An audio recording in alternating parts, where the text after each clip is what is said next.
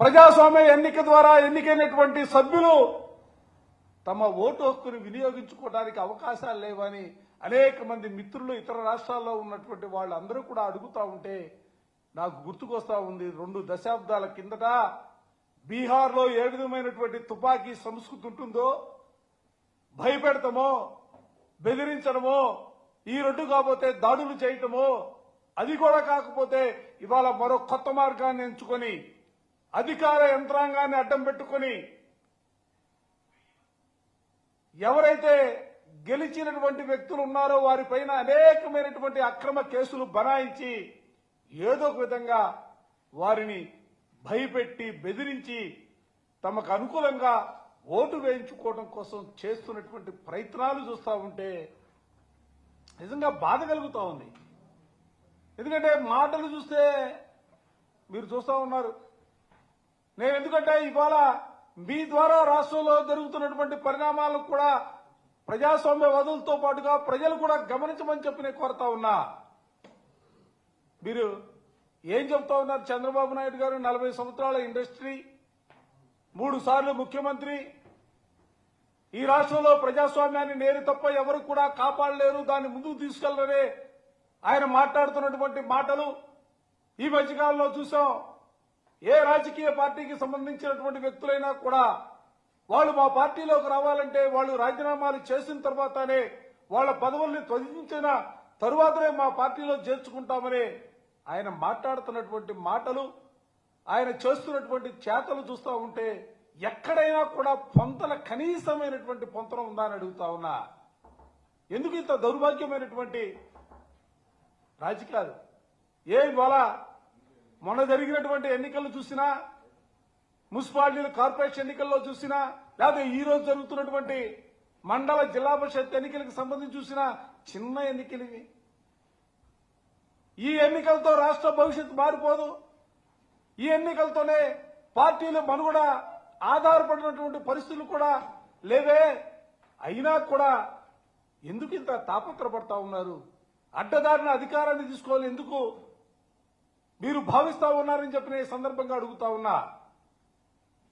మీరు చెప్పినటువంటి మాట రాజీనామాలు చేసే రావాలని మీరు మాట్లాడినటువంటి మాటలు ఏ మూలకెళ్ళాయని అడుగుతా ఉన్నా. ప్రజాస్వామ్యాన్ని ఈ రాష్ట్రంలో ఏ దిశగా మీరు తీసుకెళ్లాలనే ఆలోచనతో ముందుకు సాగుతున్నారని అడుగుతా ఉన్నా. ఇవాళ రాష్ట్రంలో 52 చోట్ల ఎన్నికలు జరిగాయి. 52 చోట్ల ఎన్నికలు జరిగితే 52 చోట్ల కూడా వైఎస్ఆర్ కాంగ్రెస్ పార్టీకి సంపూర్ణమైనటువంటి మద్దతు ఉన్నటువంటి పరిస్థితులు ఉన్నాయే. ఈ పరిస్థితుల్లో మీరు ఏ విధంగా గెలవాలని కోరుకుంటా ఉన్నారు? ఏ పార్టీ సింబల్ పైన గెలిచినటువంటి వ్యక్తులు మీ పార్టీ అభ్యర్థులుగా ప్రకటిస్తా ఉన్నారు? దయచేసి ఆలోచన చేయాలా. ఇవాళ ఒక్కసారి చూడండి, అది ఒక్కసారి ఈరోజు రాష్ట్రంలో జరుగుతున్నటువంటి ఉప ఎన్నికలకు సంబంధించినటువంటి పార్టీల బలాబలాలను చూడండి, ఒక్కసారి చూడండి, గమనించమని ప్రజలను కూడా నేను కోరుతా ఉన్నా. ఈ ఎన్నికలతోనే మా భవిష్యత్తు ముడిపడలేదు.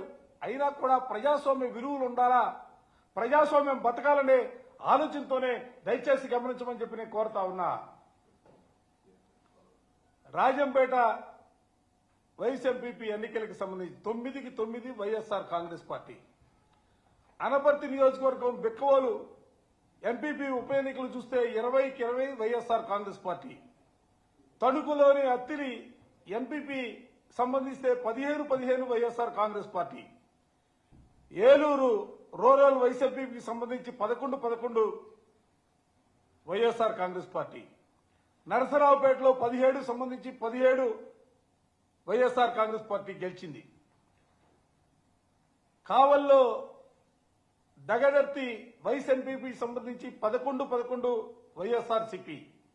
అనంతపురం రాప్తాడు నియోజకవర్గం రాప్తాడు ఎంపీపీకి సంబంధించి 10కి 9 వైఎస్ఆర్సీపీ.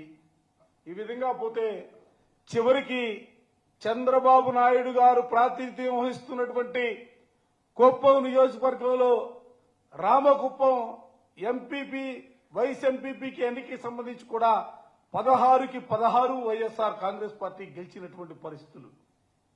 ఏ నియోజకవర్గంలో చూసుకున్నా, ఏ వైస్ ఎంపీపీకి సంబంధించి ఎన్నిక చూసుకున్నా, లేకపోతే ఏ ఎంపీపీకి సంబంధించి ఎన్నిక చూసినా కూడా ప్రతి చోట కూడా వైఎస్ఆర్ కాంగ్రెస్ పార్టీకి సంపూర్ణమైనటువంటి సంఖ్య ఉన్నటువంటి పరిస్థితుల్లో కూడా ఈరోజు ఈ ఎన్నికల్లో ఏదో ఒక విధంగా గెలవాలని చేసే వాళ్ళ ప్రయత్నాలని ప్రజలు కూడా గమనించాలని చెప్పిన ఈ సందర్భంగా కోరుతా ఉన్నా. ఈ సందర్భంలోనే నేను ఇంకో విషయాన్ని కూడా మీ ద్వారా కూటమి నేతలకు కూడా చెప్పదలుచుకున్నా.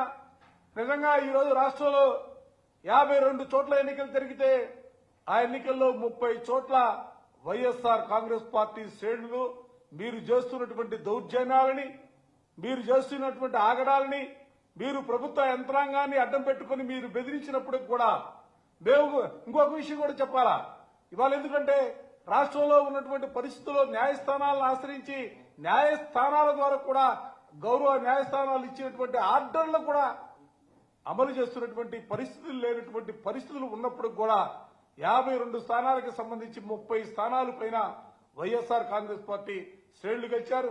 టీడీపీకి కేవలం 11 చోట్ల, జనసేనకి 1 చోట, 10 చోట్ల బలవంతంగా పోస్ట్పోన్ చేయించినటువంటి పరిస్థితులు కూడా రాష్ట్రంలో ఉన్నాయి.